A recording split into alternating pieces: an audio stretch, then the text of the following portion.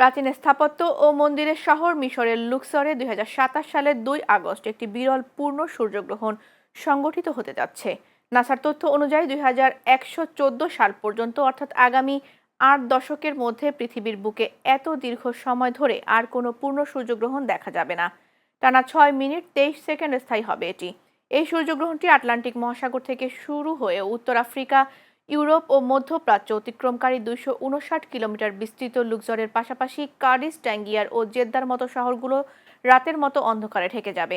Oxford বিশ্ববিদ্যালয়ের অধ্যাপক Roger ডেভিসের মতে, অতিরিক্ত অন্ধকারের কারণে আকাশে সাধারণের চেয়ে বেশি নক্ষত্র দৃশ্যমান হতে পারে। মেঘমুক্ত আকাশ থাকলে ৪১ ডিগ্রি সেলসিয়াসের বেশি তাপমাত্রা ও ধুলাবালি পর্যবেক্ষক যন্ত্রপাতির জন্য চ্যালেঞ্জ তৈরি করতে পারে। ইতোমধ্যে পর্যটকদের ভিড়ে লুক্সরের হোটেল বুকিং পূর্ণ হয়ে যাচ্ছে।